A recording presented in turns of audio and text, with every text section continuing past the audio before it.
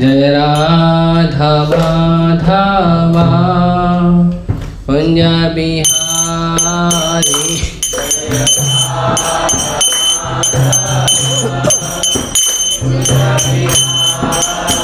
जय राधा माधवा कुंज बिहारी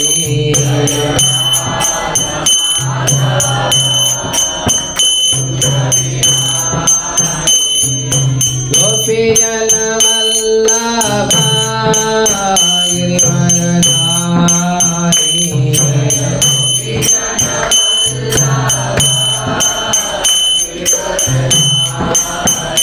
जय गोपीजन वल्लभा गिरिवरधारी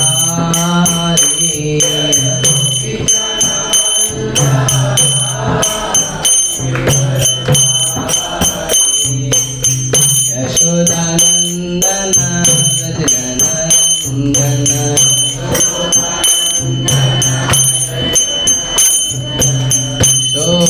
यशोदानंदन व्रजनंदन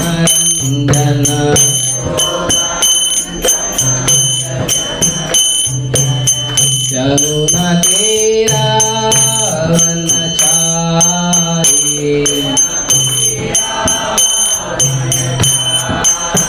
यमुना तीरा वनचारी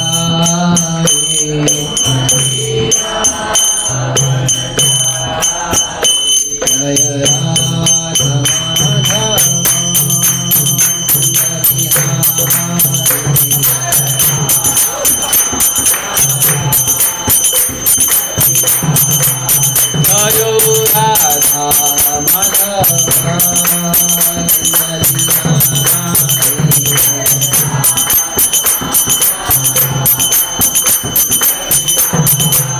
जय प्रभुपाद जय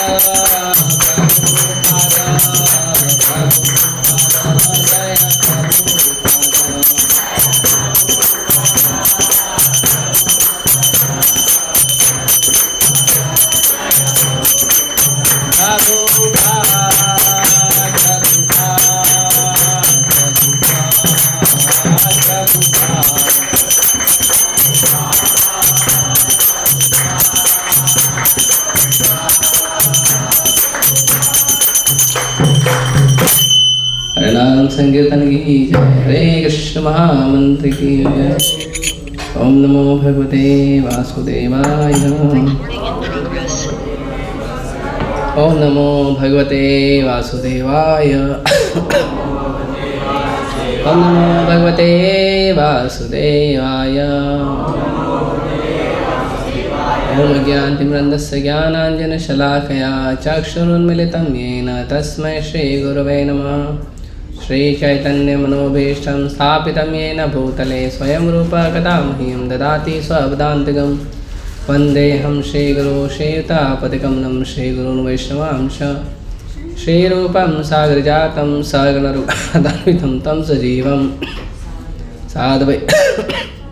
साद्वैतं सावधूतं परिजनसहितं कृष्णचैतन्यदेवं श्रीराधाकृष्णपादान् सगणलता श्रीविशाखान्वितांश। नमो विष्णुपादाय कृष्णपृष्ठाय भूतले श्रीमते भक्तिवेदान्तस्वामिनिति नामिने। नमस्ते सारस्वते देवी गौरवाणी प्रचारिणे निर्विशेष शून्यवादी पाश्चात्यदेशतारिणे। नमः विष्णुपादाय कृष्णपृष्ठाय भूतले श्रीमते भक्तिसिद्धान्त सरस्वतीति नामिने।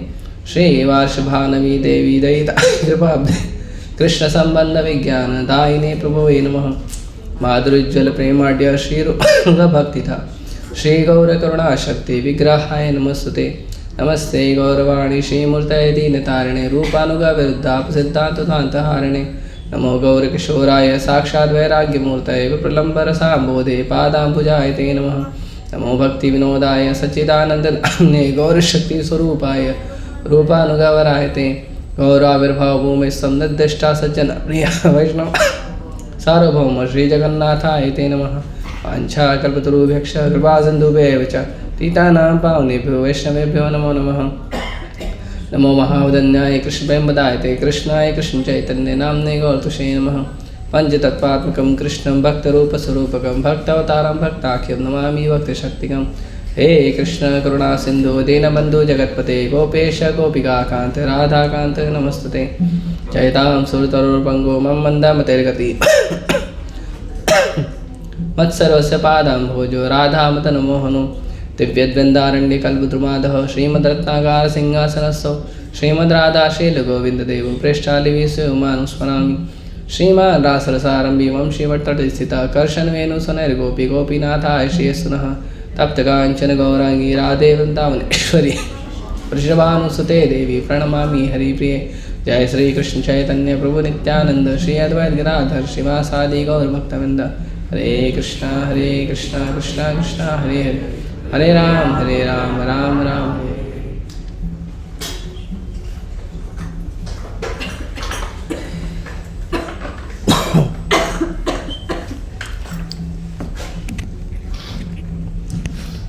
लगता है लोग अभी तक वृंदावन में ही नहीं है, अभी तक आए नहीं लोग वृंदावन से। कार्तिक पूरा नहीं हुआ लोगों का। ठीक है, मौसम भी बदल रहा है, कुछ लोग का तबीयत खराब हो रहा है।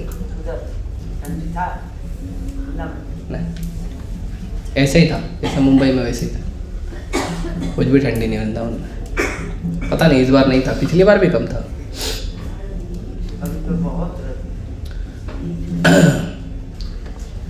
तो दो प्रकार के भक्त होते हैं जो भक्ति करते हैं। भक्ति में दो प्रकार की भक्ति होती है और भक्ति करने वाले भक्तों में दो प्रकार के भक्त होते हैं। तो दो प्रकार की भक्ति कौन सी होती है? तो एक भक्ति को कहते हैं वैदिक भक्ति। वैदिक भक्ति मतलब विधि विधान नियमों का पालन करने वाली भक्ति। और एक भक्ति होती है रागानुगा भक्ति। तो जो वैदिक भक्ति होती है, वैदिक भक्ति मतलब कि अगर आपको भक्ति करना है तो नियमों का विधि विधान का पालन करना पड़ेगा। और रागानुगा भक्ति का मतलब होता है कि आपका भगवान से स्वाभाविक आकर्षण है, आपका भगवान से स्वाभाविक प्रेम है और आपको किसी को बोलना नहीं पड़ रहा है कि आप जप करिए, आप ग्रंथों को पढ़िए, आप विग्रह सेवा करिए, आप मंदिर का सेवा करिए, आप भोग लगा के खाइए, बिना भोग लगाए मत खाइए, भगवान को भोग लगाइए, आप प्रचार करिए, लोगों को जाके कृष्ण के बारे में बताइए। उनको बोलना नहीं पड़ता, अपने आप करते हैं। तो जब भक्ति में नए भक्त आते हैं, जब कोई भक्त भक्ति में आता है, कोई व्यक्ति नया व्यक्ति जब जुड़ता है भक्ति में, कृष्ण भावनामृत से, इस्कॉन से, जब कोई व्यक्ति नया जुड़ता है तो उसे चाहिए कि वो वैदिक भक्ति का पालन करे, रागानुगा का नहीं। भक्ति में जो नियम है, कानून है, उसका पालन करे। इतने बजे सोना है, इतने बजे उठना है, ये खाना है, ये नहीं खाना है, मंगला आरती आना है, जप करना है, इतना माला जप करना है, जप कैसे करना है उसको पूछ कर समझ कर करना। जप कैसे करना है, ग्रंथों का अध्ययन करना, गुरु के मार्गदर्शन में, या कोई व्यक्ति है जो एक्सपर्ट है, गाइड है, मार्गदर्शक है आपका, उसके संरक्षण में, उसके पास बैठकर आपको शिक्षा लेना है। तो ये सब जो है वो जरूरी है किसके लिए? जो नया व्यक्ति है। नया व्यक्ति आकर बोले कि राधा कृष्ण से मेरा स्वाभाविक प्रेम है और मैं स्वाभाविक भक्ति करना चाहता हूँ और जो मेरे मन में आता है वो भक्ति करूँगा, तो भक्ति नहीं है, वो रागानुगा भक्ति भी नहीं है, वैदिक भक्ति भी नहीं है, उसको कहते हैं सहजिया। सहजिया मतलब अभी तक भगवान से आपका संबंध स्थापित नहीं हुआ है और आप दुनिया को दिखाने के लिए भक्ति का ड्रामा कर रहे हो, या भावुक स्तर पे भगवान की भक्ति कर रहे हो। भावना है बस, ठीक है, हमारे कृष्ण, हमारी राधा, हमारा वृंदावन, कृष्ण हमारे हैं, हम कृष्ण के हैं, केवल भावनाओं में। जिस दिन भावना का गुब्बारा फूट जाता है उस दिन भक्ति छूट जाती है। कई लोग ऐसे देखे हैं हम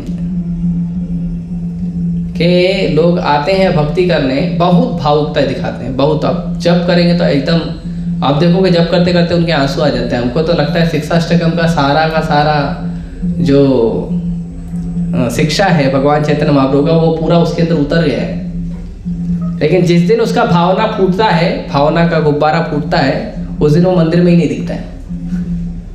हाँ, तो भावुकता के स्तर पे, सहजिया स्तर पे भक्ति नहीं होनी चाहिए।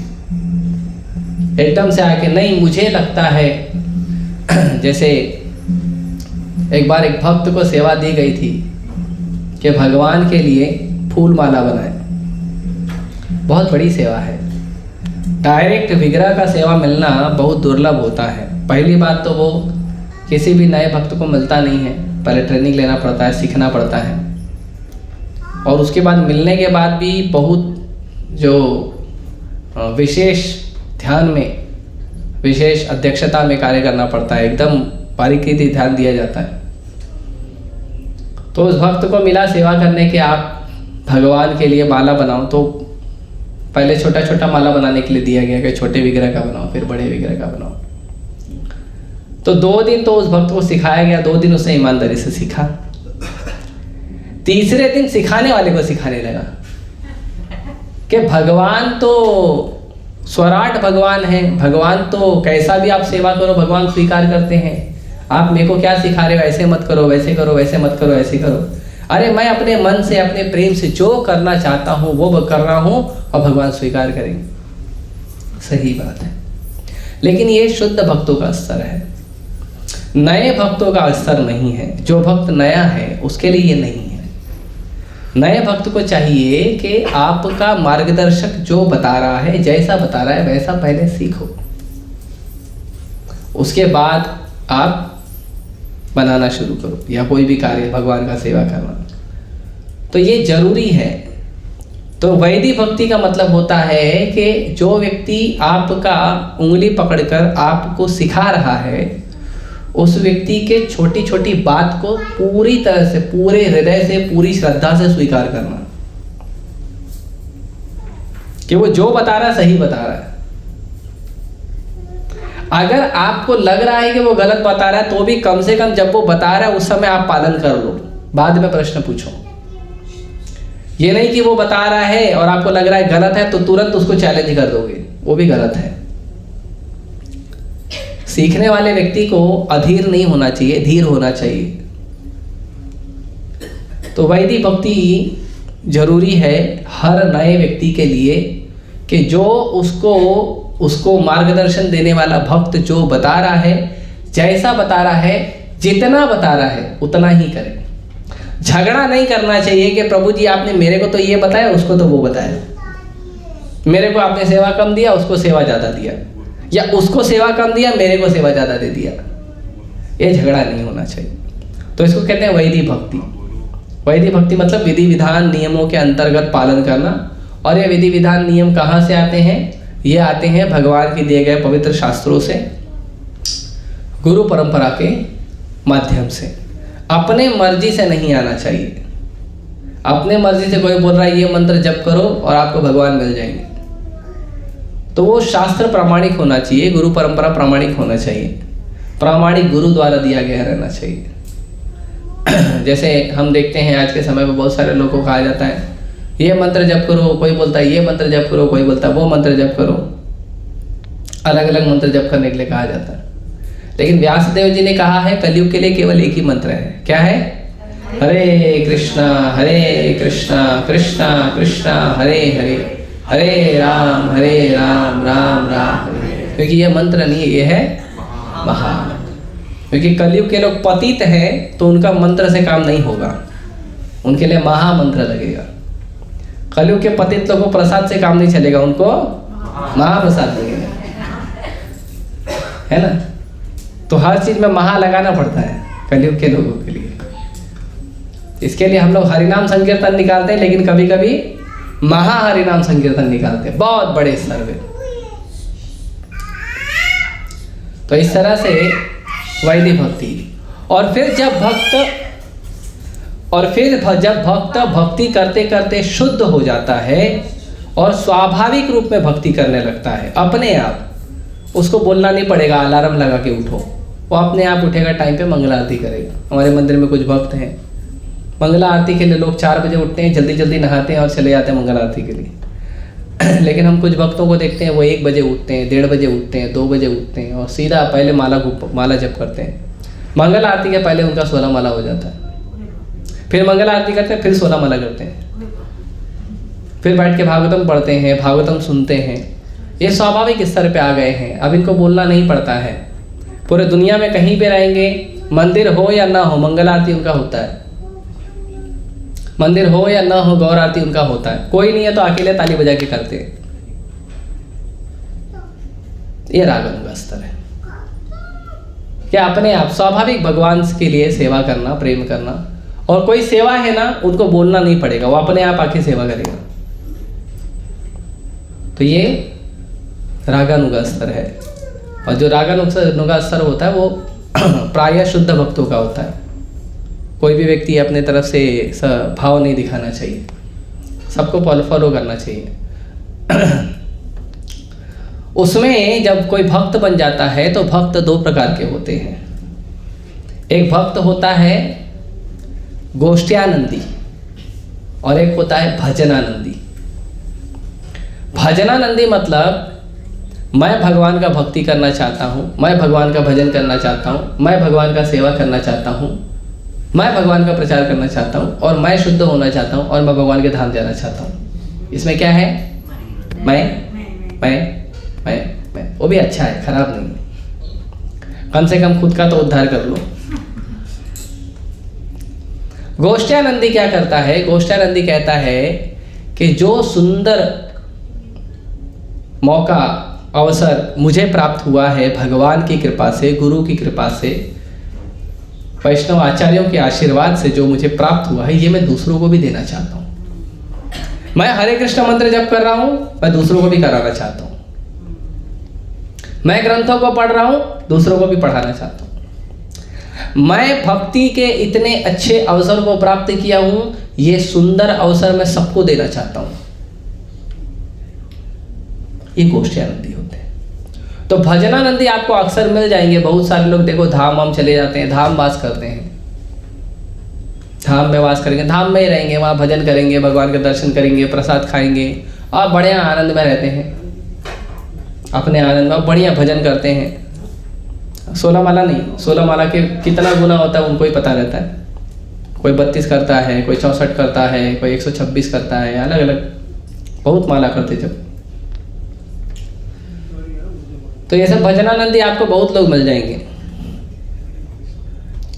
लेकिन जो भक्त होता है गोष्ठ्यानंदी वो ज़्यादा महत्वपूर्ण होता है। प्रभुपाद जी 70 साल की उम्र में, जैसे आजकल तो 40, 45, 50 में लोग वृंदावन शिफ्ट हो जाते हैं, वृंदावन चले जाते हैं, कोई मायापुर चले जाता है, कोई जगन्नाथपुरी चले जाता है, कोई द्वारकापुरी, बद्रिकाश्रम, बनारस, बहुत सारे अलग अलग धाम है। भारत तो पूरा धामों से भरा हुआ, पंढरपुर। तो लोग अलग अलग जगह चले जाते हैं, भजन करेंगे, बढ़िया एकदम। 45, 50 हो गया, 55 हो गया, बस भैया दुनिया को प्रणाम, सबको प्रणाम, हम चले अपने धाम। वो चले जाते हैं, है ना। हम ही सालो हमसे गावा, हमसा राम राम गया, मैं जा रहा हूँ अपने गाँव, मेरा राम राम स्वीकार करो।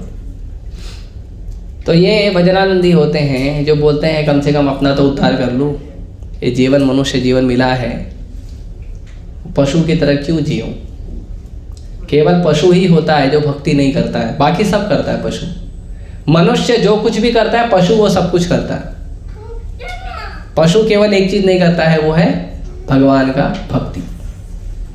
लेकिन भक्ति इतना पावरफुल है कि पशु का भी उद्धार कर सकता है। बाकी योग, ध्यान, तप, ज्ञान ये जो है वो पशु का उद्धार नहीं करेगा, लेकिन भक्ति इतना पावरफुल है कि अगर भक्त के साथ पशु रहेगा तो पशु का भी उद्धार हो जाएगा, भक्त का भी उद्धार हो जाएगा।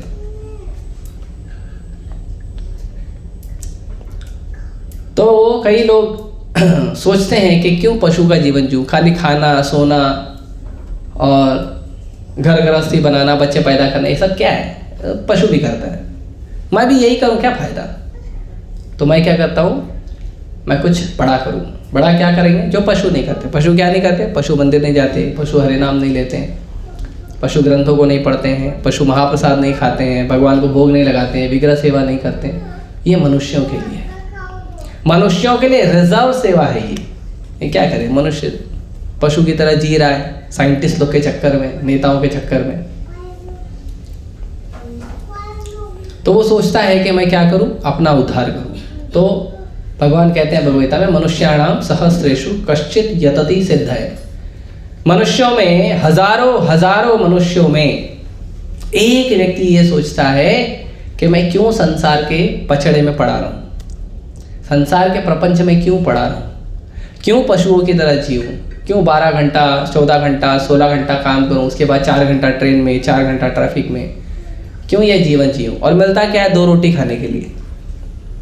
क्या करूं, क्यों ये सब करूं, नहीं करना। तो हजारों व्यक्ति में एक व्यक्ति सोचता है कि मुझे मनुष्यों का जो धर्म है उसको पालन करना चाहिए, मुझे सिद्धि के लिए मनुष्य के जीवन को ऊपर उठाने के लिए प्रयास करना चाहिए।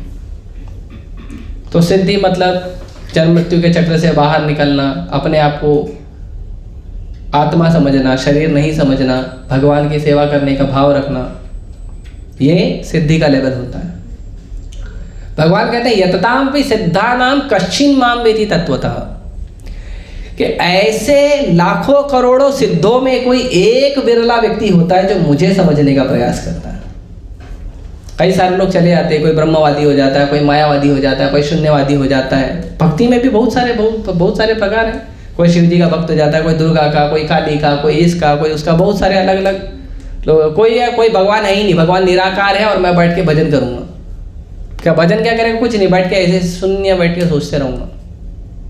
ऐसे बहुत सारे अलग अलग प्रकार के हैं लोग, योग ध्यान के नाम पे ये सब करते हैं। तो ऐसे हजारों लाखों भक्तों में एक व्यक्ति सोचता है कि ये संसार का मालिक कौन है और वो मालिक का मैं सेवा करना चाहता हूँ। ये संसार का स्वामी कौन है, वो स्वामी का मैं सेवा करना चाहता हूँ, वो स्वामी का मैं नाम जप करना चाहता हूँ, और वो स्वामी तक मुझे कौन पहुंचाएगा, ऐसे गुरु को मैं ढूंढना चाहता हूँ। ऐसे लाखों भजन करने वालों में एक व्यक्ति सोचता है ऐसा कि कृष्ण परम भगवान हैं। एक व्यक्ति, भक्ति भजन करने वालों में भी लाखों लोग हैं, लेकिन उसमें कोई एक विरला व्यक्ति सोचता है कृष्ण परम भगवान हैं। और मैं कृष्ण का नाम जप करूँगा, कृष्ण का भक्ति करूँगा। तो भजनानंदी लोग धीरे धीरे आते हैं, लेकिन उससे सबसे अच्छा है गोष्ठ्यानंदी। गोष्ठ्यानंदी मतलब कि जो व्यक्ति खुद भी भजन करता है ध्यान से और वो सहयोग करता है, सहायता करता है संसार में फंसे हुए दुखी लोगों को दुख से बाहर निकाल के भगवान की भक्ति देने में। से प्रभुपाद एग्जाम्पल देते हैं कि सड़क पर मान लो रुपया गिरा है, मान लो 500 की नोट गिरी है ना। अभी वो जो नोट गिरा है 500 का, तो वहां से 3 प्रकार के व्यक्ति गुजर रहे हैं। आप बताइए तीनों में अच्छा कौन है? तो पहला व्यक्ति वो गया, उसने 500 का नोट देखा, लेफ्ट देखा, राइट देखा, पीछे देखा, मुड़ के सामने देखा, कोई नहीं है, उठाया, जेब में डाला, आगे चले गया। ये पहले प्रकार का व्यक्ति। दूसरे प्रकार का व्यक्ति है, वो आया, उसने नोट को देखा, उसने लेफ्ट राइट देखा, आगे पीछे देखा और बोला कोई दिख नहीं रहा है, लेकिन ये मेरा भी नहीं है, छोड़ दो, आगे चले गया। पहला उसने जेब में डाला, आगे चले गया। दूसरा लिया ही नहीं, चले गया, मेरा नहीं है, क्यों, अपना नहीं है तो क्यों लेना। तीसरा व्यक्ति जो है वो वहां पे खड़ा हुआ, उसने नोट उठाया और उसने आसपास जाकर लोगों को पूछने का प्रयास किया पैसा किसका है, और जिसका पैसा है उस व्यक्ति को जाकर दे दिया। ये तीनों में सही कौन है? लास्ट वाला। क्यों? क्योंकि जिसकी संपत्ति है उसको वापस दिया, न उसने भोगा न उसने त्यागा। पहले वाले ने भोग किया, पहला वाला क्या किया, पैसा लिया, जेब में डाला, जाके कुछ खाया होगा मेले वेले में, या अपने घर परिवार के लिए कुछ लेके गया होगा छोटा मोटा सामान। दूसरे वाले ने क्या किया, उसको त्याग दिया। तुम त्याग दिया तो दूसरा तो भोगेगा ना। तुम त्याग दिया, मेरे को नहीं चाहिए, मेरा नहीं है, मेरे को नहीं चाहिए। तीसरा वाला क्या किया, उसने पता किया ये संपत्ति किसको, किसकी है, उसको ले जाकर देना। तो संसार में भी 3 प्रकार के लोग होते हैं। एक होते हैं भगवान ने पूरी सृष्टि बनाई है, भगवान ने बहुत सुंदर पानी है, हवा है, वृक्ष है, फल है, फूल है, अनाज है, बहुत सारी चीजें दी है, वो सब कुछ भोगना चाहते हैं। ये भी लेंगे, वो भी लेंगे, इंडस्ट्रियलाइजेशन करेंगे, बड़े बड़े रोड बनाएंगे, रेलवे बनाएंगे, बहुत कुछ करेंगे और सब भोगेंगे। जो भगवान ने बनाया सब भोगेंगे, अनाज भी खाएंगे, मांस भी खाएंगे, सब गड़बड़ गड़बड़ काम करेंगे। हाँ, गेहूं का रोटी बना के खाएंगे, फिर गेहूं बच गया तो दारू बना के पी लेंगे। सब भोग वृत्ति है। और उनको पूछो अरे इतना भोग विलास क्यों करो, अरे तो मनुष्य जीवन मिला किस लिए, भोग करने के लिए। उनको यही उत्तर होता है, एंजॉय द लाइफ। तो भोगने के लिए, वो भोगने वाले लोग थे। दूसरे लोगों को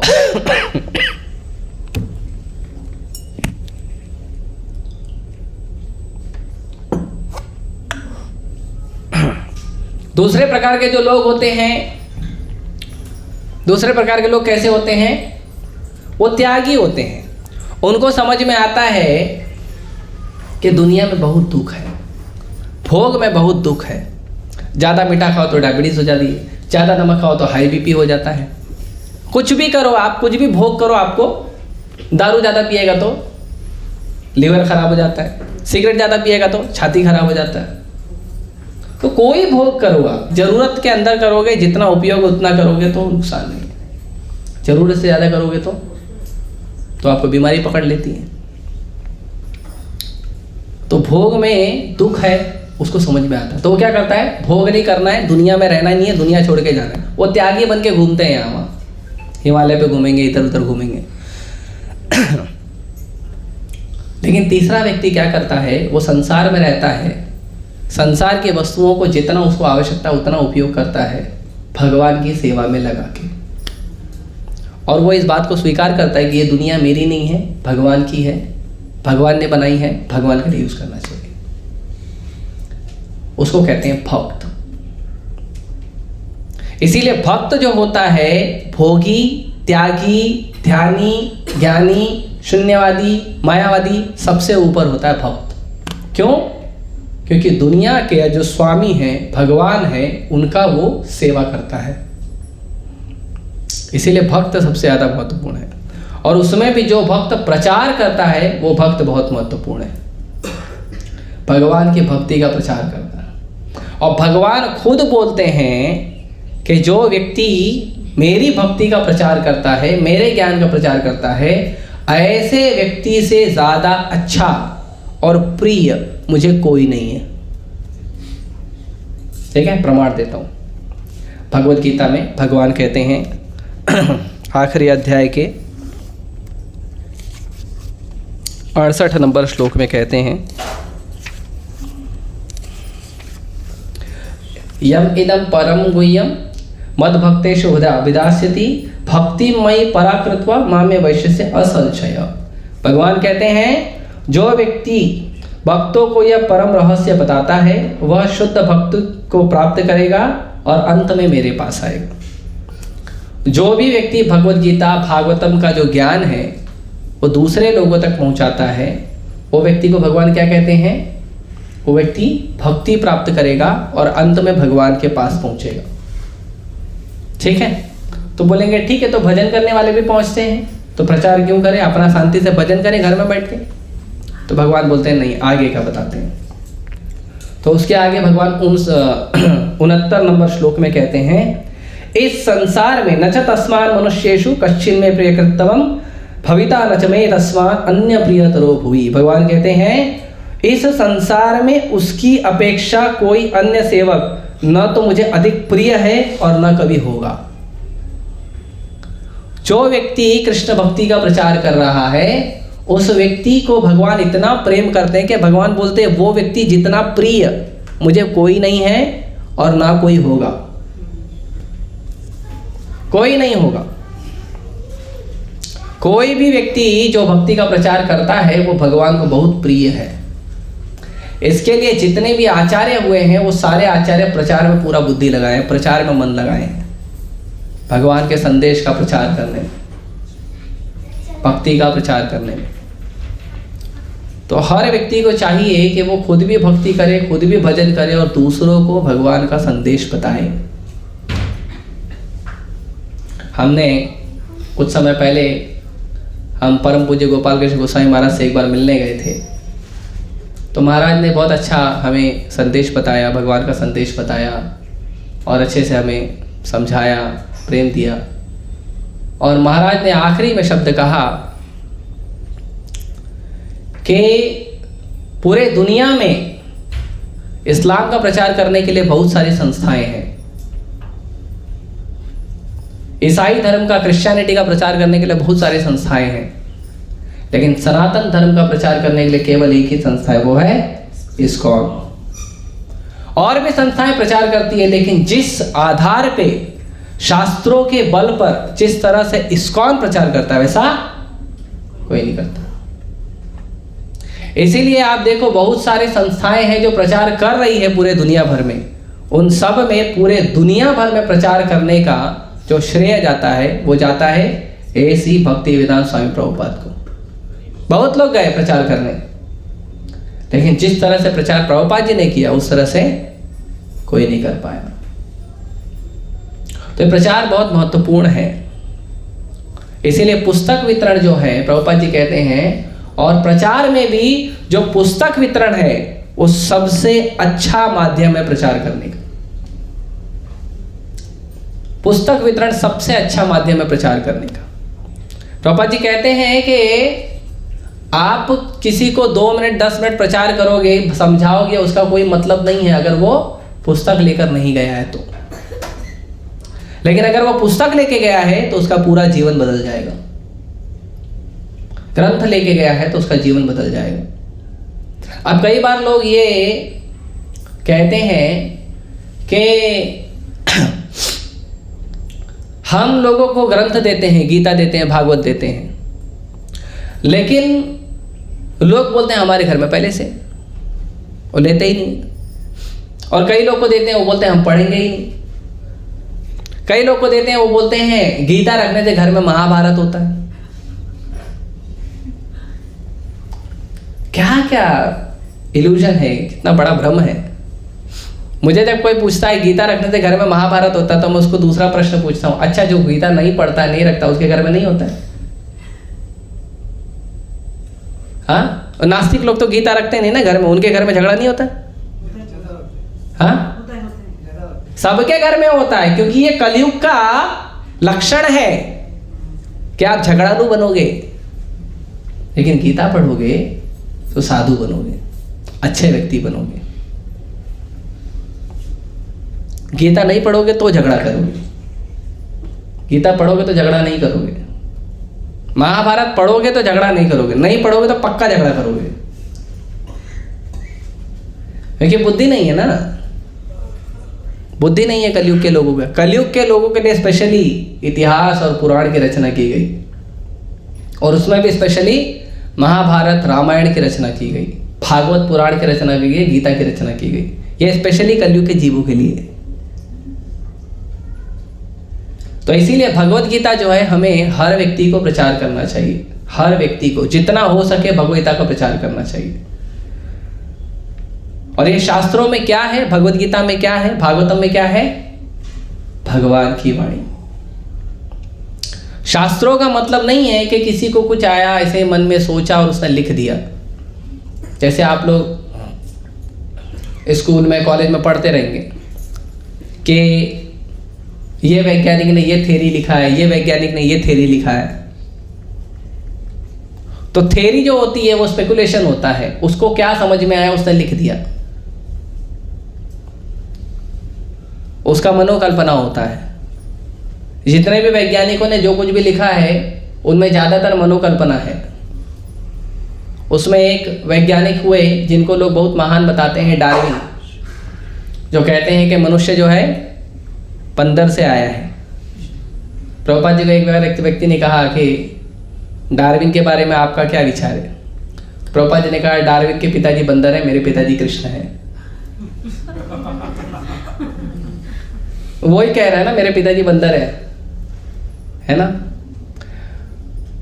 तो उन्होंने अपने मित्र को लेटर लिखा था, उसमें वो स्वीकार करते हैं कि मैंने आज तक के जितनी भी वैज्ञानिक शोध की है ये सब मनोकल्पना के आधार पर किया, इसमें कुछ भी सच्चाई नहीं है। और आजकल के लोग पुस्तक में छाप दिए और बच्चे भी वही पढ़ते हैं, है ना। बंदर से भालू बना, भालू से आदमी बना, आदमी से गांव का बना, गांव से शहर का बना, नोमैडिक कल्चर, उसके बाद विलेज कल्चर, उसके बाद अर्बन कल्चर, क्या है। तो ये सब जो झूठ पढ़ाया गया है, इसीलिए लोगों की बुद्धि भ्रमित हो गई है। और ये झूठ जो है ना, स्कूल और कॉलेज में रट्टा मार मार के पढ़ाया गया है कि आप बंदर थे पहले,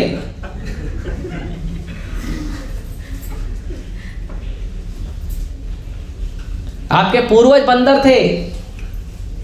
किसी को पूछो आपके दादाजी बंदर थे क्या, गुस्सा हो जाएगा, हाँ होएगा ना। लेकिन किताब में तो वही पढ़ा। लेकिन भगवत गीता पढ़ेगा तो उसे पता चलता है, भगवान कहते हैं ममैवांशो जीवलोके जीवभूत सनातन, सृष्टि के सारे जीव मेरे अंश हैं, मैं उनका पिता हूं, अहम बीजा प्रदापिता, मैं उनका पिताजी हूं, पूरे जगत का पिता मैं हूं, पितामहस्य जगतो माता धाता पितामह, पूरे सृष्टि का पिता मैं हूं, मैं पूरी सृष्टि को जन्म दिया हूं, मैं पूरी सृष्टि को पालता हूं। ये भगवान बोलते हैं। कौन सा ज्ञान अच्छा है? आपके पूर्वज बंदर है ये, या आप भगवान के अंश हो ये? अच्छा कौन सा है? भगवान के अंश है ना हम। आप में से कौन कौन डार्विन को फॉलो करना चाहता है? हाथ उठाओ। कोई नहीं करेगा। हम सब भगवान को फॉलो करना चाहिए। तो जब शास्त्रों को पढ़ेंगे तब ये ज्ञान आएगा कि हम जो है भगवान के अंश हैं। तो जब हम भगवान के अंश हैं तो हमको भगवान की सेवा करनी चाहिए, हमको पशु जीवन नहीं जीना चाहिए, हमको प्रचार करना चाहिए। जिस उम्र में लोग वृंदावन या और जगह जाके सेटल हो जाते हैं, उससे भी ज़्यादा उम्र में प्रभुपाद जी 70 साल की उम्र में, 69 साल की उम्र में प्रभुपाद जी वृंदावन छोड़कर अमेरिका गए। और अमेरिका जाके प्रचार किए। और उसके पहले भारत में प्रभुपाद जी ने 40 साल प्रचार किया। कई बार लोग दोष लगाते हैं कि इस्कॉन विदेशी संस्था है क्योंकि विदेश में रजिस्टर हुई है। विदेशी संस्था नहीं, इंटरनेशनल संस्था है। इस्कॉन फॉरेन कंपनी नहीं है, इंटरनेशनल है।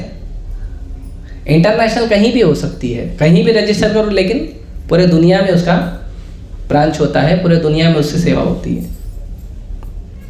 तो इस्कॉन है international society for Krishna consciousness, अंतरराष्ट्रीय संस्था है।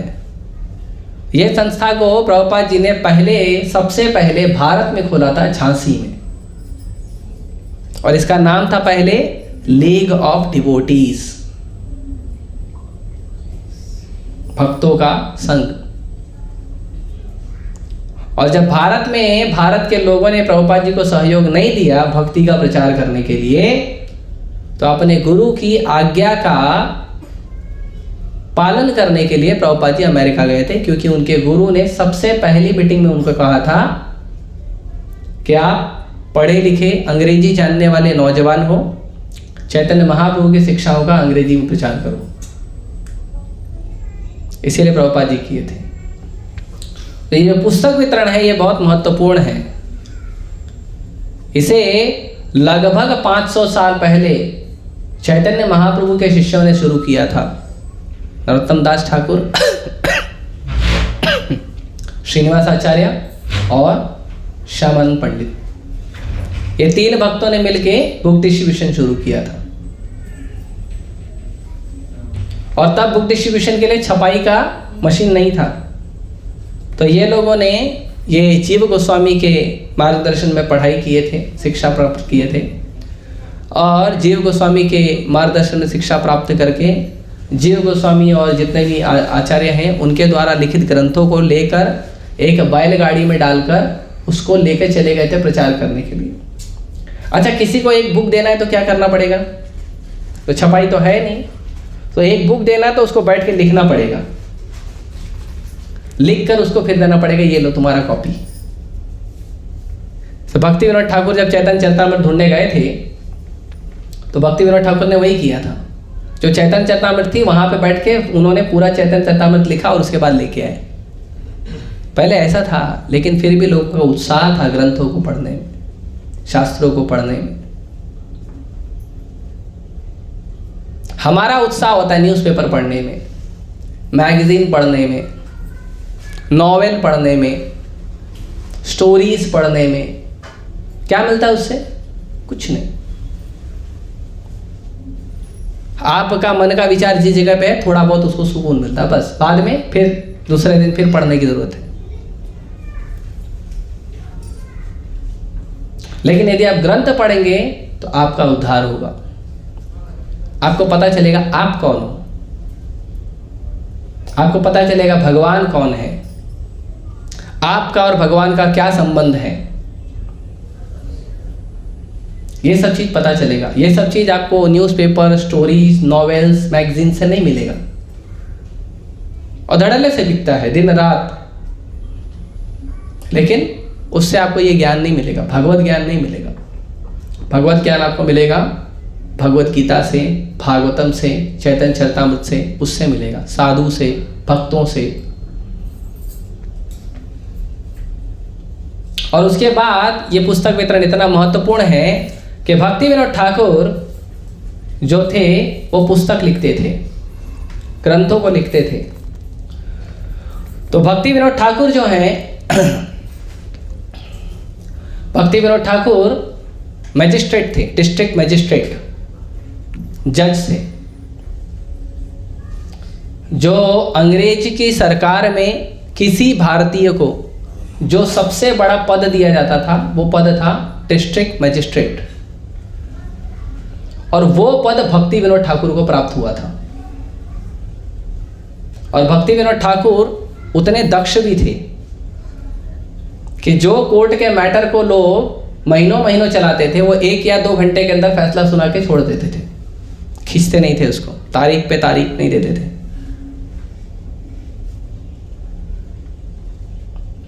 इतने एक्सपर्ट थे तो अंग्रेज सरकार भी प्रसन्न थी उनसे कि बहुत अच्छा सेवा करते हैं। जहां कोई मैटर सॉल्व करने वाला व्यक्ति नहीं आता था, वहां पे भक्ति विनोद ठाकुर जाते थे और सॉल्व करके फटाफट सॉल्व करके वापस आ जाते थे। भगवान के भक्त है ना, भक्तों में विशेष शक्ति होती है। तो भक्ति विनोद ठाकुर ने अंग्रेज सरकार को कहा कि मैं आपकी नौकरी को छोड़ना चाहता हूं, मुझे आपकी नौकरी नहीं करनी है। तो उन्होंने कहा क्यों नहीं करनी है, इतना अच्छा काम कर रहे हो, पगार वगैरह का मैं तो ज्यादा ले लो, कुछ सुविधा चाहिए तो सुविधा ले लो, इतना अच्छा सेवा कर रहे हो क्यों छोड़ोगे। भक्ति विनोद ठाकुर ने कहा मुझे भगवान के प्रचार के लिए ग्रंथ लिखना है और आपके यहाँ पे आने के लिए, घर से लेके ऑफिस और ऑफिस से वापस घर आने के लिए मेरा टाइम वेस्ट होता है। तो अगर मैं नौकरी नहीं करूंगा तो मेरा समय बचेगा और मैं बैठ के ग्रंथ लिखूंगा।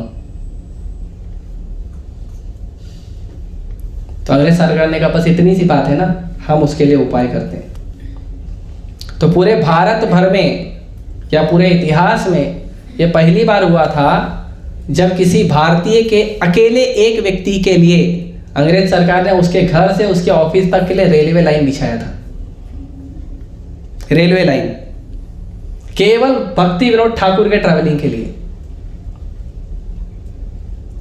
कि वो अपने घर से ऑफिस तक पहुंच सके। अभी भी आप जाएंगे नवद्वीप मंडल परिक्रमा वगैरह करेंगे, मायापुर जाएंगे तो वहां पे आप जाएंगे तो गोद्रुम द्वीप है, गोद्रुम द्वीप पर भक्ति विनोद ठाकुर का घर है, उनका नाम है स्वानंद सुखद कुंज, घर का नाम है। वहां पे आप देखेंगे पीछे की तरफ अभी भी रेलवे ट्रैक है, थोड़ा थोड़ा दिखता है।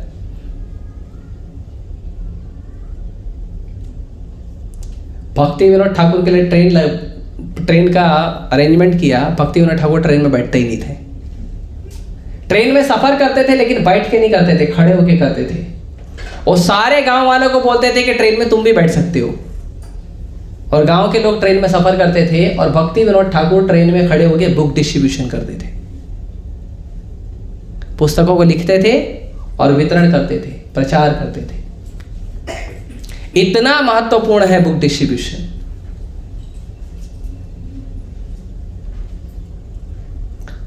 और भक्ति विनोद ठाकुर ने इसको आगे बढ़ाया। बाद में भक्ति सिद्धांत सरस्वती ठाकुर गोस्वामी महाराज, भक्ति विनोद ठाकुर के जी पुत्र और प्रभुपाद जी के गुरु भक्ति सिद्धांत सरस्वती ठाकुर महाराज, उन्होंने भी पुस्तक वितरण को, पुस्तक की छपाई को और पुस्तक वितरण को आगे बढ़ाया। तो वो 2 न्यूज़पेपर छापते थे, सज्जन तोषणी और नदिया प्रकाश। और उसमें वो क्या करते थे, श्रीमद् भगवत गीता, श्रीमद् भागवतम से, शास्त्रों से उसके अंदर न्यूज़ छापते थे, लेख लिखते थे और अपने शिष्यों को बोलते थे जाओ प्रचार करो। और कोई शिष्य 1-2 पुस्तक, 1-2 पेपर बांट के आता था ना, भक्ति सिद्धांत महाराज को गले लगाते थे। तो वेरी गुड, आपने एक जीव का रक्षा किया। और भक्ति सिद्धांत महाराज, जैसे हमारा टेम्पल हॉल देखा है आप लोग ने, आप लोग गए थे दर्शन करने राधा रास बिहारी का, देखा हमारा टेम्पल हॉल। तो हमारे टेम्पल हॉल में क्या है, राधा रास बिहारी है, लोग कीर्तन करते हैं, नाचते हैं, गाते हैं, राइट है ना, ये सब देखा। भक्ति सिद्धांत सरस्वती ठाकुर महाराज टेम्पल हॉल में प्रिंटिंग प्रेस मशीन रखे थे, टेम्पल हॉल में जहाँ लोग भगवान का दर्शन करते हैं। और वो कहते थे ये जो पुस्तकें हैं ये है बृहद मृदंग। ऐसे मृदंग बजा रहे थे प्रभु जी भी, और देखो उसको मृदंग कहते हैं, बाजू में रखा। ढोल नहीं बोलते, ढोल अलग होता है, मृदंग अलग होता है। तो मृदंग की आवाज कितनी दूर जाएगी, 100, 200, 500, 1000, बस कितने लोग तक जाएगी। आप यहाँ बजाओगे तो कितना दूर घूमेगा, हरे कृष्ण मंदिर के बाहर तो नहीं जाएगा। लेकिन अगर आप पुस्तक वितरण करते हो तो आपने यहाँ पुस्तक वितरण किया है, आपकी पुस्तक अमेरिका, लंदन, जापान भी पहुंच जाएगी और वहां पे उस व्यक्ति को कृष्ण चेतना का विकास हो जाएगा। इतना प्रभावी है, इसके लिए ये बृहद बृहद, बृहद मतलब विशाल, कि आप पुस्तक वितरण यहाँ करो और उसकी जो गूंज है, उसका जो संदेश है वो दूर दूर तक लोगों तक पहुंचेगा। तो भक्ति सिद्धांत सरस्वती ठाकुर महाराज पुस्तक वितरण के ऊपर बहुत जोर देते थे, बहुत जोर देते थे। सब व्यक्ति को पुस्तक वितरण करना चाहिए। भक्ति विनोद ठाकुर ने 1896 में 1896 तब उन्होंने विदेश में एक पुस्तक भेजी थी। पूरे दुनिया की बड़ी बड़ी लाइब्रेरी में उन्होंने एक पुस्तक भेजी थी, teachings and life and teachings of lord Chaitanya. बाद में प्रभुपाद जी को मिला वो पुस्तक, भक्ति विनोद ठाकुर द्वारा लिखित। तो इस तरह से पुस्तक वितरण बहुत महत्वपूर्ण सेवा है, और इस्कॉन में सबसे महत्वपूर्ण सेवाओं में आता है पुस्तक वितरण। इसीलिए पुस्तक वितरण करना चाहिए, ग्रंथों का प्रचार होना चाहिए। हम किसी भी व्यक्ति को कितना भी प्रचार करेंगे, वो व्यक्ति तब तक नहीं समझेगा जब तक वो अपने हाथ में ग्रंथों को लेकर नहीं पढ़ेगा। आप कितना भी उसको लेक्चर दो, धर्म सिखाओ, ये सिखाओ, वो सिखाओ, माला जप करना हो, ठीक है, ठीक है, आप थोड़ा सिखा रहे हो, अच्छा लग रहा है, करेगा। लेकिन अगर आप उसको पुस्तक पढ़ना सिखाओगे तो वो अच्छे से भक्ति करेगा। इसीलिए ग्रंथ अध्ययन पे बहुत ध्यान देना चाहिए। हम हमारे बच्चों को और लोगों को, समाज के लोगों को बहुत पूछते हैं, क्या पढ़ाई किए हो, कॉमर्स का किए हो, साइंस का किए हो, इंजीनियरिंग का किए हो, डॉक्टर का पढ़ाई किए हो, लॉयर का पढ़ाई किए टीचर का पढ़ाई किए हो, बहुत पूछते हैं ना। कितने लोग पूछते हैं गीता पढ़े हो कि नहीं, भागवतम पढ़े हो कि नहीं, भगवान कृष्ण की, राम की लीलाओं को पढ़े हैं कि नहीं, कोई नहीं पूछता है।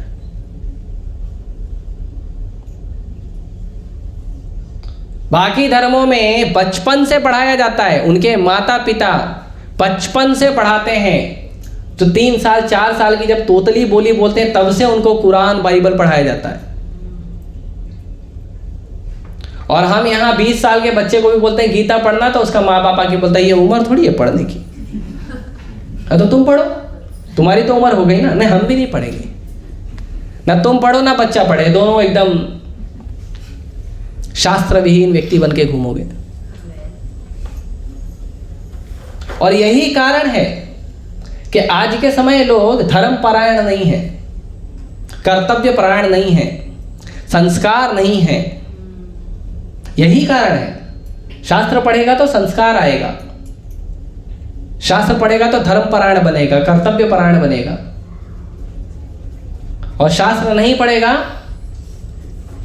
तो यहाँ घूमते रहेगा, इसने कुछ बोला, उसने कुछ बोला, यहाँ पे एडवर्टीजमेंट देखा, वहां पे एडवर्टीजमेंट देखा, ऐसे भटकते रहेगा संसार में। और फिर पशुओं की तरह जीवन जी के, खा के पी के मर जाएगा एक दिन, फिर अगला जन्म पशु का।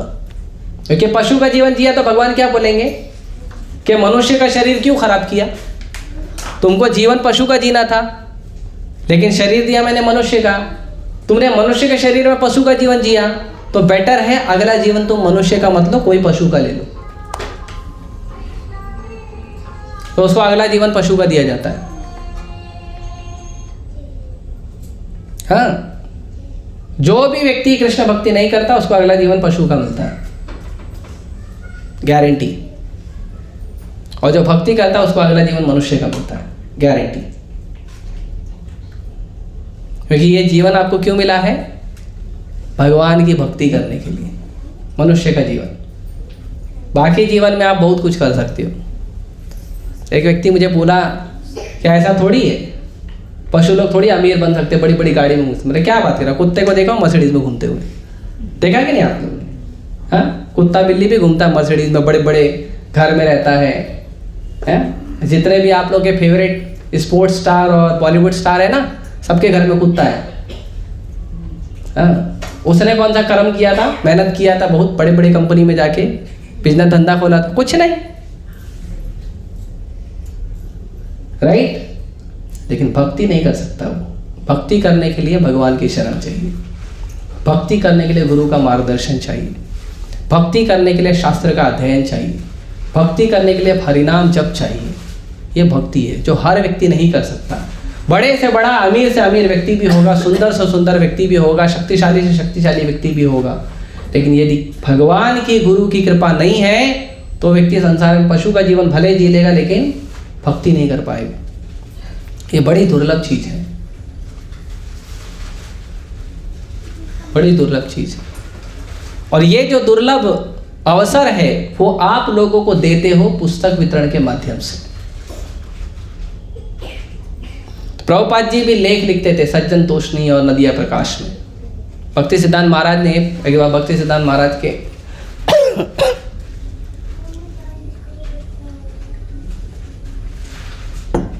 भक्ति सिद्धांत महाराज के गुणगान में, उनकी व्यास पूजा थी तो व्यास पूजा के दिन गुरु का गुणगान किया जाता है, तो उनके गुणगान में प्रभुपाद जी ने लेख लिखा था, एक कविता लिखी थी। तो भक्ति सिद्धांत महाराज जब पढ़े तो बड़े प्रसन्न हुए और उन्होंने कहा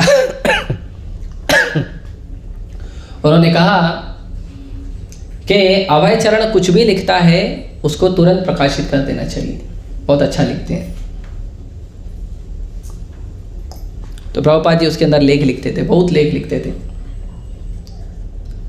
और बाद में प्रभुपाद जी को उनके गुरु महाराज एक बार मिले थे राधा कुंड पे, वृंदावन यात्रा हो रही थी राधा कुंड पे मिले थे। तो वहाँ पे प्रभुपाद जी को उन्होंने कहा कि अगर आपके पास कभी पैसे आए, धन आया, तो आप पुस्तकें छापना और पुस्तक का प्रचार करना। ये दूसरा आदेश था। पहला आदेश अंग्रेजी भाषा में प्रचार करना, दूसरा आदेश अगर आपके पास कभी धन आए तो आप पुस्तक छापना और पुस्तक का प्रचार करना, ग्रंथों को छापना, ग्रंथों का प्रचार करना। ये दूसरा आदेश। प्रभुपाद जी ने इन दोनों आदेशों को हृदय से लगाया। गुरु मुखा पद्म वाक्य चित्ते करिया ऐक्य। गुरु ने जो आदेश दिया उसको चित्त से, हृदय से लगा लेना चाहिए। प्रभुपाद जी ने ये दोनों आदेश का पालन करना शुरू किया। तो 1944 में प्रभुपाद जी ने भी एक न्यूज़पेपर निकाला, एक न्यूज़पेपर, और उस न्यूज़पेपर को प्रभुपाद जी खुद लिखते थे, फिर छपाने के लिए लेके जाते थे, फिर एडिटिंग करते थे, फिर वापस छपाते थे, फिर प्रूफ रीडिंग करके फाइनल करके खुद जाके उसको अलग अलग जगह पे खुद जाके उस पेपर का वितरण करते थे, बेचते थे, खुद करते थे। उसका नाम था back to Godhead magazine, back to Godhead newspaper. तो Prabhupada ji back to Godhead newspaper को खुद लिखते थे। और उस समय तो ये परिस्थिति थी कि जो ब्रिटिश सरकार थी उसने पेपर, समाज में पेपर बेचना बंद करवा दिया था। पेपर होता है ना, पेपर, साधारण पेपर जिस पे कुछ लिखा जाता है, छापा जाता है, वो बंद करवा दिया था। क्योंकि बहुत सारे क्रांतिकारी लोग बहुत कुछ लिखते थे अंग्रेजी सरकार के खिलाफ और बांट देते थे, लिख के पर्चा वर्चा लिख के बांट देते थे। तो उन्होंने पेपर ही बंद करवा दिया था। तो उनको लेटर लिखकर पेपर मांगना पड़ता था, लेटर लिखकर पेपर मांगना पड़ता था कि मुझे इस कार्य के लिए पेपर चाहिए, कृपया मुझे पेपर दीजिए। तो सरकार, जैसे वो स्टैम्प पेपर मिलता है ना, स्टैम्प पेपर, तो स्टैम्प पेपर कैसे मिलता है, कहाँ मिलता है, गवर्नमेंट की दुकान पे। वैसे उस समय सादा पेपर, सादा लिखने वाला पेपर जो है गवर्नमेंट की दुकान पे मिलता था, उनको लिख कर बताना पड़ता था, इसलिए चाहिए। और प्रभुपाद जी छापने के लिए, भगवान के शब्दों का प्रचार करने के लिए लिख कर उनसे पेपर मांगते थे और पेपर मांग के लिख कर प्रचार करते थे।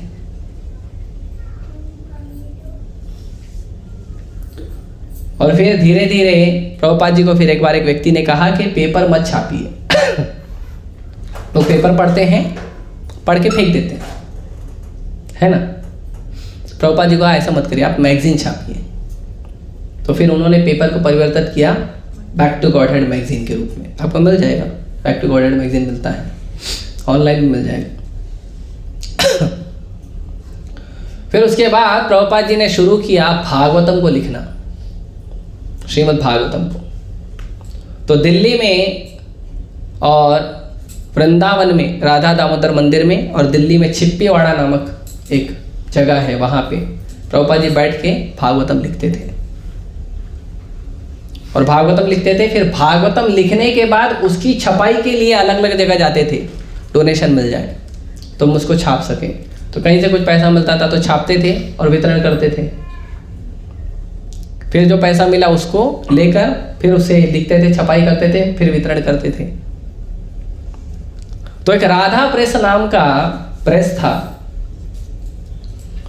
तो वो बताते हैं, प्रभुपाद जी के शिष्यों को उन्होंने बताया बाद में कि आपके गुरु महाराज जब मेरे पास आते थे पेपर छापने के लिए, छपाई वगैरह कराने के लिए, ग्रंथों को लिखवाने के लिए, तो मैं आपके गुरु महाराज को पूछता था क्या आपने कुछ नाश्ता किया, कुछ खाया है?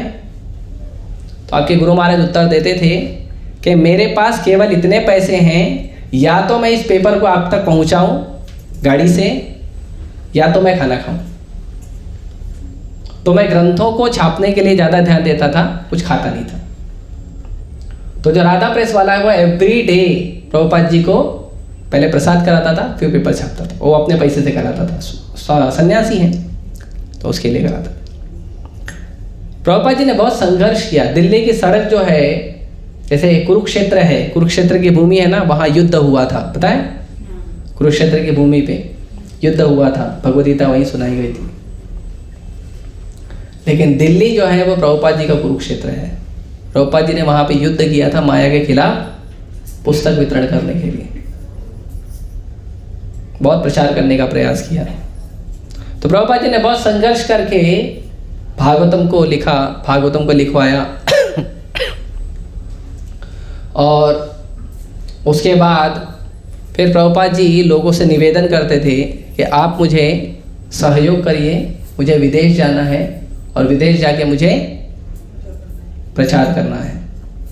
तो तब तक प्रभुपाद जी की उम्र है बहुत ज़्यादा हो गई थी, लगभग 65 के ऊपर हो गई थी। तो लोग मना करते थे, आप मत जाओ, आप वृंदावन में रहो, बढ़िया, क्या ज़रूरत है जाने की, भारत में रहो, भारत में प्रचार करो। जो माता जी ने प्रभुपाद जी के टिकट का पूरा अरेंजमेंट किया था, वो माता जी ने प्रभुपाद जी को बोला आप भारत में रह के प्रचार करो, जो आपको वस्तु लगती है, धन लगता है, मैं दूंगी। आप विदेश मत जाओ, वहाँ आप जाओगे तो मर जाओगे, क्योंकि अमेरिका में इतनी ठंडी है, आप नहीं सह पाओगे। प्रभुपाद जी ने कहा नहीं, मेरे गुरु का आज्ञा, मुझे पालन करना, मुझे जाना है। तो जिद करके गए। तो जब प्रभुपाद जी गए तो उनके पास क्या था पता है? उनके पास एक छतरी थी, कुछ 2 या 3 कपड़े थे, कुछ गर्म कपड़े उनको जहाज का जो कैप्टन है पंड्या उसने दिलाया था, और एक ट्रंक भर के श्रीमद् भागवतम था, और वो प्रभुपाद जी लेकर गए थे अमेरिका। और पैसे के नाम पे प्रभुपाद जी के पास इंडियन 40 रुपया था, इंडियन 40 रुपये जो अमेरिका में चलेगा नहीं। प्रभुपाद जी वो लेके गए थे। फिर जब प्रभुपाद जी उतरे बॉस्टन हार्बर पे तो उन्होंने कैप्टन पंड्या को बोला, देखो भाई मेरे पास पैसा नहीं है, भाई अमेरिका में कहीं थोड़ा बहुत सफ़र करूँगा, कोई टैक्सी वैक्सी लूँगा तो पैसा लगेगा ना। तो प्रभुपाद जी ने ये नहीं कहा कि तुम मुझे थोड़ा पैसा दे दो। प्रभुपाद जी ने कहा तुम मेरा भागवतम का एक सेट खरीद लो तो मेरे पास कुछ पैसे आ जाएंगे। तो भागवतम फर्स्ट कैंटो प्रभुपाद जी ने छापा था 3 भाग में। तो कैप्टन पंड्या ने वो खरीदा, प्रभुपाद जी को पैसा दिया, फिर प्रभुपाद जी अपनी यात्रा को आगे बढ़ाए। इस तरह से प्रभुपाद जी ने पुस्तक वितरण पे बहुत जोर दिया। और फिर प्रभुपाद जी बहुत प्रसन्न होते थे जब कोई आकर कहता था कि हमने पुस्तक वितरण किया है, हमने इतना पुस्तक पाठ दिया है। प्रभुपाद जी कहते हैं कि आप जब आकर मुझे बताते हो, पुस्तक वितरण का जब आप स्कोर बताते हो जब आप पुस्तक वितरण का स्कोर आके मुझे बताते हो तो मुझे ऐसा लगता है मैं वापस से जवान हो गया हूँ। और ये मुझे सुनना बहुत अच्छा लगता है। और आज अगर भक्ति सिद्धांत महाराज, मेरे गुरु महाराज यहाँ होते तो ये उत्सव का, बहुत बड़े उत्सव का माहौल होता।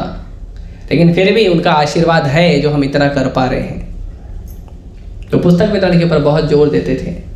प्रभुपाद जी के ग्रंथों को गीता प्रेस के जो ओनर हैं हनुमान प्रसाद पोद्दार दास जी, उन्होंने भी पढ़ा था और उन्होंने कहा था ये सबसे अच्छी टीका है भक्ति के लिए। और उन्होंने प्रभुपाद जी को पैसे दिए थे भागवतम के, श्रीमद् भागवतम को छापने के लिए। उन्होंने पैसे दिए थे, कुछ लगभग 5,000 रुपये कुछ दिए थे उस समय पे। तो पुस्तक वितरण करना हम सबकी बहुत बड़ी जिम्मेदारी है। और प्रभुपाद जी ने और प्रभुपाद जी के शिष्यों ने इतना बड़ा जो आंदोलन खड़ा किया है, हरे कृष्णा आंदोलन या इस्कॉन, इसका आधार है पुस्तक वितरण। कभी कोई पूछे कि इस्कॉन किस आधार पे चलता है तो उसको बोलो भगवत गीता और भागवतम के आधार पे चलता है। ये हमारा आधार है। हमारा आधार नहीं है कि हम मंदिर खोल के रखे हैं तो वहाँ पे डोनेशन आ रहा है, या गोविंदा रेस्टोरेंट खोल के रखे हैं तो वहाँ से पैसा आता है, या गेस्ट हाउस है तो वहाँ से आता है। नहीं, हमारा आधार है पुस्तक वितरण। Books are the basis. पुस्तक ही आधार है। कोई भी व्यक्ति जो भक्ति कर रहा है, भक्ति में दृढ़ होना चाहता है, भक्ति को स्वीकार करना चाहता है, भक्ति से जुड़ना चाहता है, उस व्यक्ति के लिए सबसे आसान तरीका है कि वो पुस्तकों को पढ़े, पुस्तकों का प्रचार करे। इसीलिए दिसंबर का जो महीना है वो इस्कॉन के भक्तों के लिए बहुत बड़ा त्यौहार होता है, बहुत बड़ा त्यौहार होता है। और ये जो त्यौहार है, ये त्यौहार क्या होता है? दूसरे जीवों को भगवान के पास लेकर आना। संसार में लोग भटक रहे हैं, लेकिन ये जो लोग हैं वो क्या है? वो भगवान की संपत्ति है। उनको भगवान से वापस जोड़ना चाहिए। प्रभुपाद जी ने कहा कृपया मेरी सहायता करिए, ये पुस्तक वितरण करने में मेरी सहायता करिए। चैतन्य महाप्रभु कहते थे कि भगवान की भक्ति का जो वृक्ष है उस पर अनेकों फल लगे हैं, मैं अकेला कितना तोड़ूंगा, आप सब साथ में आएंगे तो मिलकर बहुत सारे फल तोड़ेंगे। तो प्रभुपाद जी भी यही कहते हैं कि मैं अकेले कितना प्रचार करूंगा, मैं अकेले कितना प्रचार करूंगा। आप लोग सब नौजवान लोग हैं, आप लोग साथ में आएंगे तो हम प्रचार करेंगे। इसीलिए प्रभुपाद जी के शिष्यों ने इस बात को बड़ी गंभीरता से लिया था और पुस्तक वितरण पे हर समय बल देते हैं। आप इस्कॉन का कोई भी कार्यक्रम देखिए, बिना पुस्तक वितरण के पूरा नहीं होता। प्रसाद होगा और पुस्तक वितरण,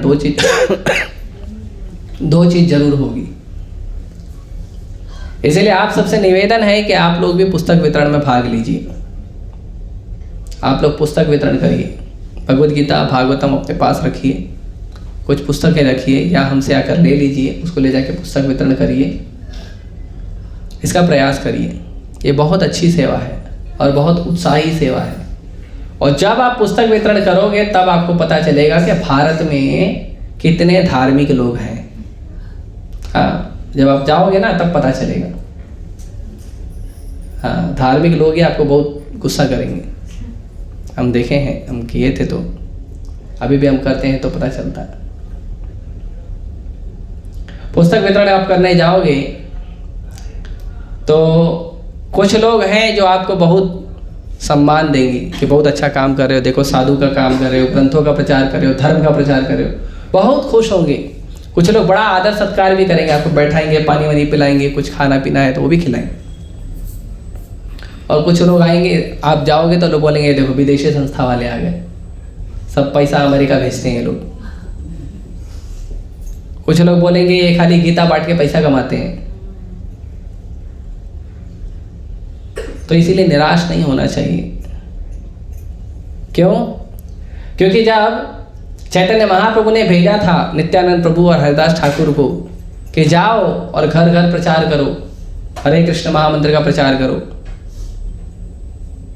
तो हरिदास ठाकुर और नित्यानंद प्रभु जब गए तो जब वो जाते थे तो कुछ गांव के लोग उनका बड़ा आदर सत्कार करते थे। देखो साधु आ गए हैं, कितना अच्छा है, भगवान का प्रचार कर रहे हैं, भक्ति का प्रचार कर रहे हैं।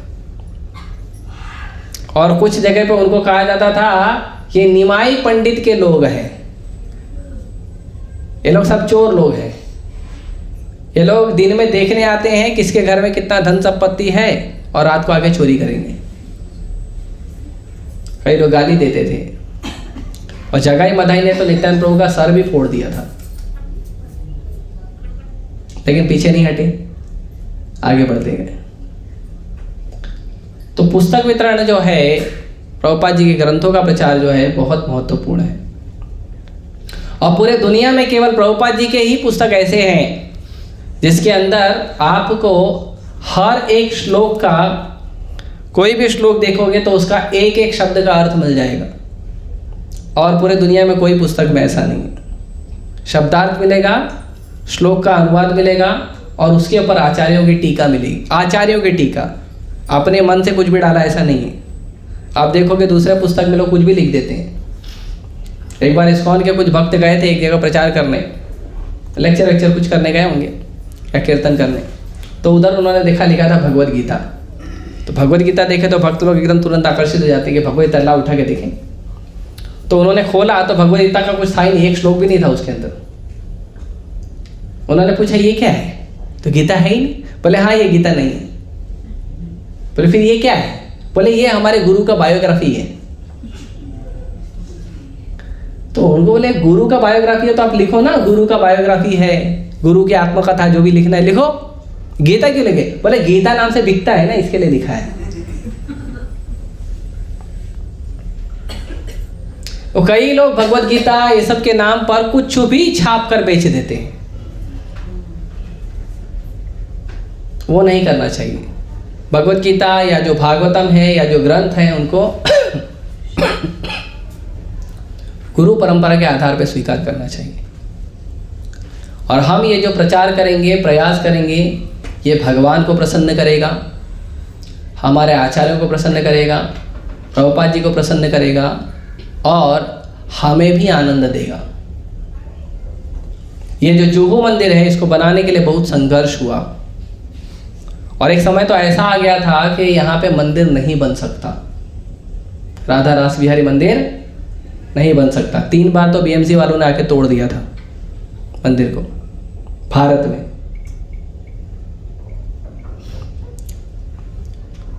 तो प्रभुपाद जी ने कहा कि अगर मैं यहाँ मंदिर नहीं बना पाया तो मैं यहाँ पे बस स्टैंड बनाऊंगा, बस स्टैंड, और उन बसों में मैं ग्रंथों को भर कर भेजूंगा और हमारे भक्त जाकर पुस्तक वितरण करके आएंगे।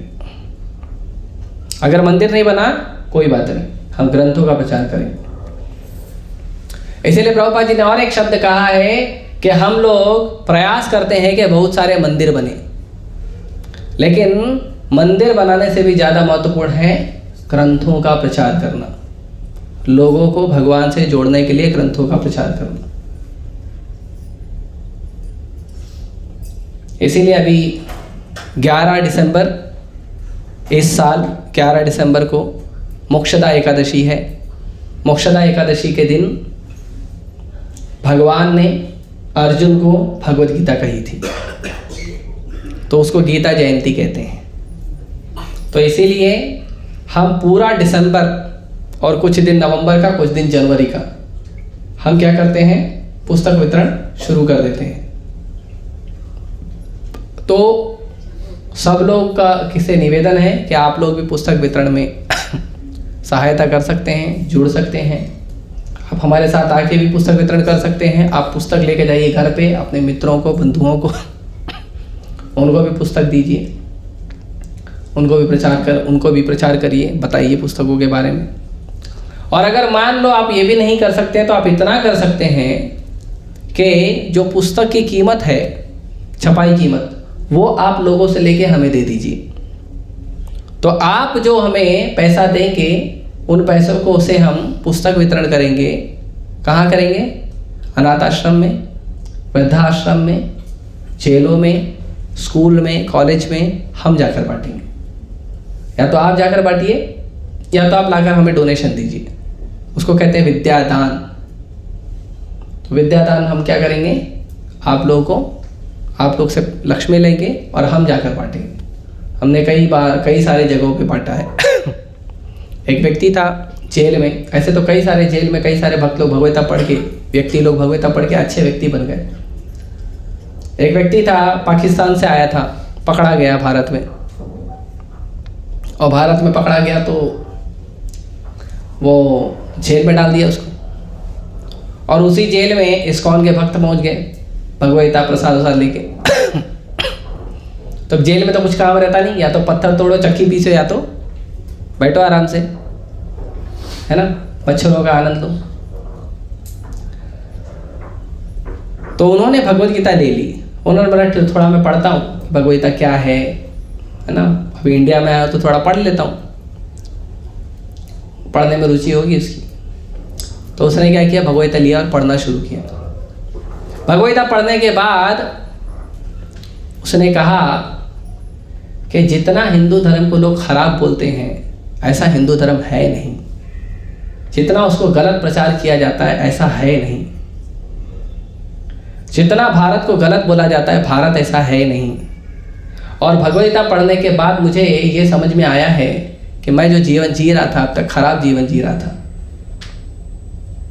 अब मैं अपना पुराना जीवन छोड़ दूंगा, भगवत गीता पढ़ूंगा और मैं भगवत गीता का प्रचार करूंगा। इतना परिवर्तन आता है।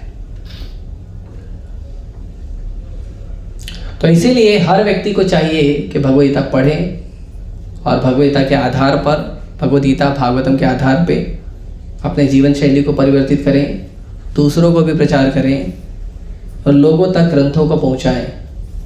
लोग बहुत सारे अपने अपने प्रोडक्ट बेचते हैं, बहुत सारे सामान बेचते हैं, एक दूसरों को जो सामान हम खरीदे हैं उसका बहुत प्रचार करते हैं, दिन रात कुछ ना कुछ बातें करते हैं लोगों से। उस बातों में जोड़िए, लोगों को कृष्ण का कथा सुनाइए, उनको भगवत गीता दीजिए। तो ये पूरा एक जो महीना है दिसंबर का महीना, उसमें हम पुस्तक वितरण करते हैं। आप सभी उसमें आइए, जुड़िए। आपको जो सहायता चाहिए इस बारे में आप मुझसे संपर्क कर सकते हैं। हम आपको पुस्तक भी दे देंगे, छोटी बड़ी भगवत गीता भागवतम जो पुस्तक आपको चाहिए वो मिलेगी आपको। आप उसको पुस्तक को ले जाकर वितरण करिए, ठीक है। उसका जो छपाई कीमत होता है वो लोगों से ले आके हमें दे सकते हो। तो इसीलिए आप सभी पुस्तक वितरण में जुड़िए। और ये जो पुस्तक वितरण है ये बहुत बड़ा सेवा है, भगवान का, आचार्यों का बड़ा सेवा है। और हम डायरेक्ट तो भक्तों का सेवा नहीं कर सकते हैं, लेकिन कम से कम भक्तों की वाणी का प्रचार करेंगे तो वो भी बहुत बड़ा सेवा है। तो इसीलिए आप सबसे निवेदन है कि आप सब लोग पुस्तक वितरण में जुड़िए। और प्रभुपाद जी कहते हैं कि आप मेरी सहायता करिए, ठीक है। तो हम प्रभुपाद जी की तो नहीं, खुद की तो पहले सहायता कर लें, पुस्तक वितरण करके अपने आप को शुद्ध करें, ठीक है। प्रभुपाद जी तो हमको कृपा करने के लिए हमेशा तैयार है। और जो व्यक्ति पुस्तक वितरण करता है ना, प्रभुपाद जी उससे बहुत खुश होते हैं, बहुत खुश होते हैं। आपने कितना अच्छा बढ़िया सुंदर भक्ति किया है वो अच्छी बात है, लेकिन अगर आपने साथ में पुस्तक वितरण किया है तो प्रभुपाद जी बहुत प्रसन्न हो जाते हैं। बुक डिस्ट्रीब्यूशन प्रभुपाद जी को बहुत अच्छा लगता है, ठीक है। Hare Krishna. Srila Prabhupada translate book distribution की, श्रील प्रभुपाद की। किसी को कोई प्रश्न है ऑफलाइन या ऑनलाइन तो पूछ सकते हैं। इसको पढ़ने नहीं आता वो क्या करे?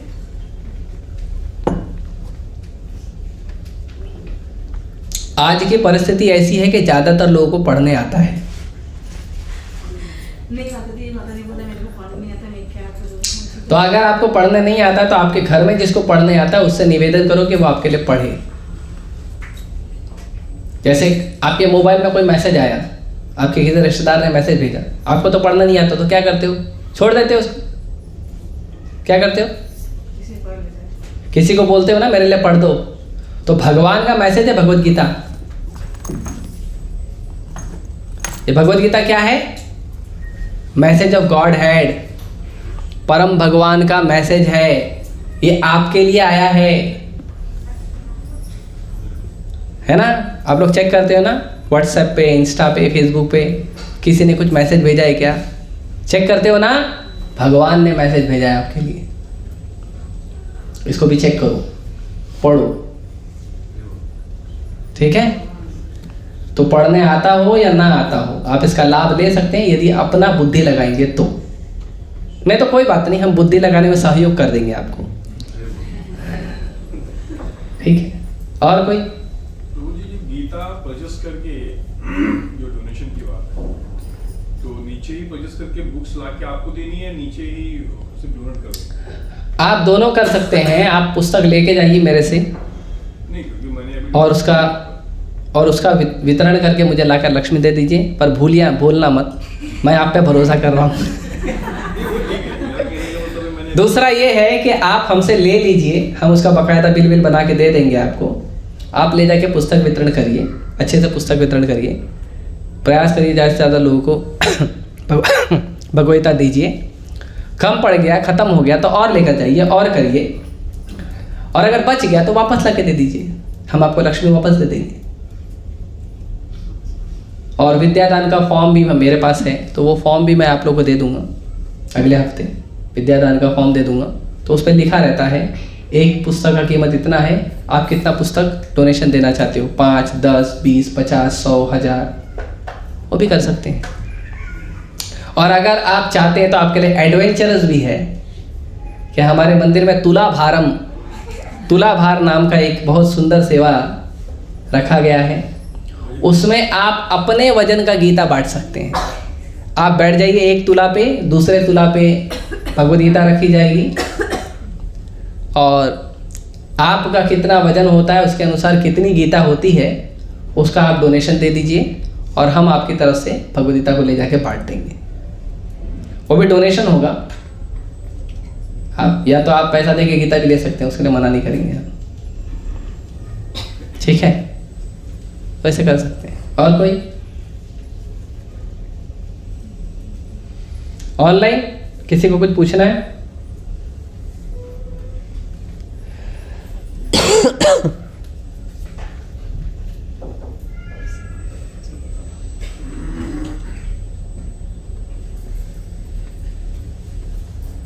किसी भी मंदिर में जाओ, भगवान खड़े हैं, क्यों खड़े हैं, क्या कारण है?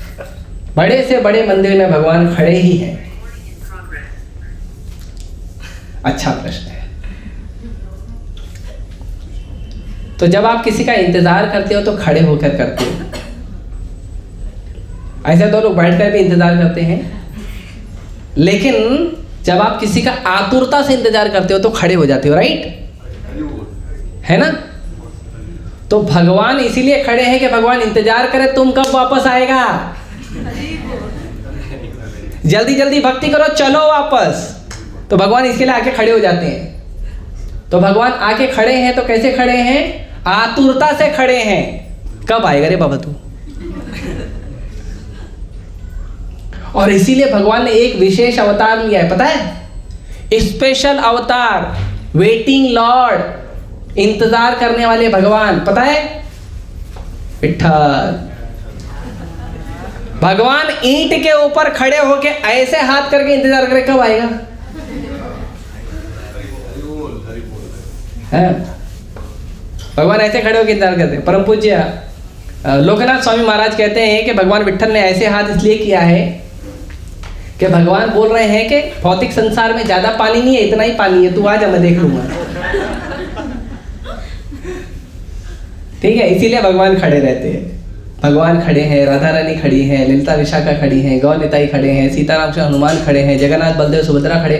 वापस कब जाओगे तुम? इसका इंतजार कर रहे हैं, चलो, ठीक है।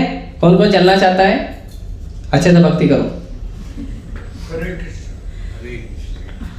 हर देवी माँ के हाथ में शस्त्र है, कोई ना कोई शस्त्र है, बट राधा रानी के हाथ में कोई शस्त्र या अस्त्र नहीं है। क्या कारण है? तो हर देवी देवता शस्त्र और अस्त्र लेके खड़े हैं क्योंकि वो उनको कुछ ना कुछ सेवा दिया गया है कि तुम इसकी रक्षा करो, तुम उसकी रक्षा करो, तो इसके लिए वो कोई ना कोई अस्त्र या शस्त्र लेके खड़े रहते हैं। लेकिन राधा रानी नेचुरली कृष्ण की सेवा करती है, स्वाभाविक कृष्ण की सेवा करती है। तो राधा रानी कृष्ण की सेवा के लिए ही खड़े रहती हैं। कभी उनको फूल देना है, माला देना है, आपने कुछ भी किया तो आपकी भक्ति का रिपोर्ट भी राधा रानी देती है। हाँ, आप जो भक्ति करते हो ना, वो भक्ति का रिपोर्ट आपके अपने अथॉरिटी को देते हो, जो भी आपके मार्गदर्शन करने वाले हैं। और आपका जो मार्गदर्शन करने वाला है वो गुरु को रिपोर्ट करता है, फिर वो जो गुरु है वो अपने गुरु को करता है, फिर इस तरह से गुरु परंपरा में ये रिपोर्ट जाती है ब्रह्मा जी तक, फिर ब्रह्मा जी इस रिपोर्ट को आगे भेजते हैं, फिर वो जा पहुंचती है मंजरियों तक, फिर मंजरियां रिपोर्ट करती हैं गोपियों को, फिर गोपियां रिपोर्ट करती है राधा रानी को, और राधा रानी रिपोर्ट करती है कृष्ण को।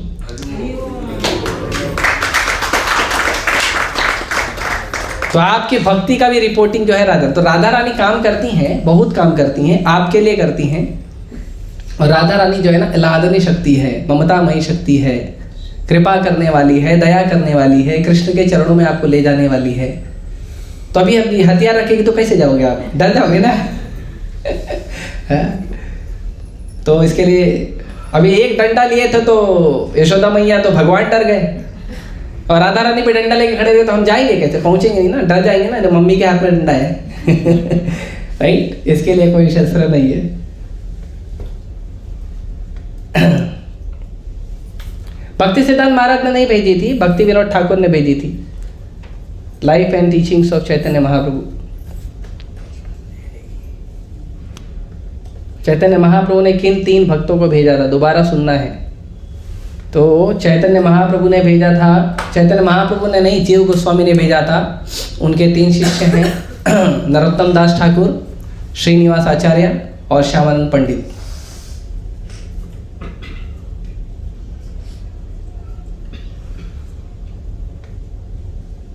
ऑडियो मिलेगा सिर्फ पूरे भागवत गीता का, आप भगवत गीता पढ़िए। अच्छा, ये भी बहुत बड़ी समस्या है आजकल, लोगों को बोलो ना गीता पढ़ो तो आप ऑडियो दे दो, वीडियो दे दो, ये दे दो, वो दे दो, तो बड़ा दुखदाई है ये सुनना भी, पता है। प्रभुपाद जी कहते हैं ये जो पुस्तक है ना, ये स्वयं कृष्ण है। आप कृष्ण के विग्रह को हाथ नहीं लगा सकते ना, लेकिन कृष्ण को ऐसे तो हाथ लगा सकते हो, ऐसे तो कृष्ण को पढ़ सकते हो। तो कृष्ण को हाथ लगाने का मौका क्यों छोड़ते हो आप, कृष्ण को छूने का मौका क्यों छोड़ते हो। कृष्ण के शब्द और कृष्ण में कोई अंतर नहीं है, कृष्ण के संदेश में और कृष्ण में कोई अंतर नहीं है। और अगर आप मोबाइल से, कंप्यूटर से, लैपटॉप से, किसी भी चीज़ से अगर ग्रंथों को पढ़ते हैं या सुनते हैं तो वो रजोगुणी होता है, क्योंकि टेक्नोलॉजी में रजोगुण होता है। और अगर आप उसको पुस्तक से पढ़ते हो तो उसमें सतोगुण होता है। तो आप सतोगुण में पढ़ाई करते हो। और अगर आप मोबाइल, लैपटॉप या कंप्यूटर से पढ़ाई करोगे तो उसमें बीच बीच में कुछ न कुछ पॉप होते रहता है ना। हाँ, तो जो पॉप होते रहता है ना, तो आप पढ़ रहे हो गीता, बाद में आएगा किसी का मैसेज, तो गीता साइड में हो जाती है, मैसेज आगे आ जाता है, तो हम पढ़ते नहीं हैं। लेकिन आप इसको उठाओगे ना, इसमें एक ही मैसेज है, कृष्ण का मैसेज, और कोई मैसेज आएगा नहीं बीच में, है ना। तो आप इसको ऐसे पुस्तक को खोल कर पढ़िए, ये ज़्यादा अच्छा है, ज़्यादा सुलभ है, और ज़्यादा आपको इससे समझ में आएगा पुस्तक से पढ़ने, ठीक है। नहीं तो आपको लगातार कुछ ना कुछ व्हाट्सएप पे मैसेज आएगा, इंस्टा पे मैसेज आएगा, फिर आपको लगेगा ये इंपॉर्टेंट है, वो इंपॉर्टेंट नहीं है, तो फिर आप फंस जाओगे, पढ़ नहीं पाओगे। और हमने देखा है जो लोग मोबाइल से पढ़ने के आदी होते हैं ना, वो पढ़ नहीं पाते हैं, फंस जाते बेचारे। क्योंकि जैसे ही आप माया से भागने का प्रयास करोगे, माया बोलेगी ऐसे कैसे जाएगा, वापस आओ, come back come back come back. तो आप बोलोगे नहीं नहीं मुझे ग्रंथ पढ़ना है, तो माया बोलेगी देखो तुम्हारे एक विशेष व्यक्ति ने तुम्हें व्हाट्सएप किया है, तुम्हारे इंस्टा पे तुम्हारे रील को लाइक किया है। आप खुश हो जाएगा, वाह मुझे लाइक मिला, शेयर मिला, कमेंट मिला, है ना। फिर क्या करोगे, भगवत गीता साइड में, और फिर इंस्टाग्राम खोलोगे, फिर 2 घंटा कब निकल गया पता नहीं, 2 घंटे बाद अरे तो गीता पढ़ रहा था। ठीक है, इसके लिए ऑडियो वीडियो ये सब चीज़ें हैं, उसको थोड़ा कम उपयोग करिए, पुस्तक को हाथ में लेके पढ़िए, ज़्यादा अच्छा होगा। ठीक है, ओके। यहाँ कोई क्वेश्चन? लास्ट क्वेश्चन मैं खत्म कर रहा हूँ। चैट में क्वेश्चन है। हाँ, चैट में अभी आए क्या? 14 साल के वनवास में माता सीता ने एक ही साड़ी पहनी थी 14 साल तक। कैसे पहले? वो साड़ी कभी मैली नहीं हुई और नहीं फटी। क्या था उस साड़ी में ऐसा जो साड़ी अनुसुईया माता ने सीता माता को गिफ्ट में दी थी? देखो, सबसे पहले तो मैं आपको कहूँ कि साड़ी वाला जो प्रश्न है ब्रह्मचारी से मत पूछो। अभी ब्रह्मचारी को पूछोगे वो साड़ी कैसी थी, अरे भाई हम अपना धोती संभालने बड़ी बात है, दूसरे का साड़ी कैसे देखेंगे? ठीक है। तो ठीक है, माता है, माँ है, तो माँ की साड़ी का तो पता रहना ही चाहिए। तो सीता मैया जो है उनको अनुसुईया माता ने साड़ी दी थी और वो दिव्य साड़ी थी। तो जो चीज़ें दिव्य होती है वो खराब नहीं होती है, मैली नहीं होती है, फटती नहीं है। ठीक है, और माता अनुसुईया ने उन्हें अपने प्रेम से भेंट दी थी। ठीक है, इसीलिए वो पहने थे। ठीक है, आप सभी का बहुत बहुत धन्यवाद। Srila Prabhupada transcendental book distribution की, श्रील प्रभुपाद की। हरे कृष्ण।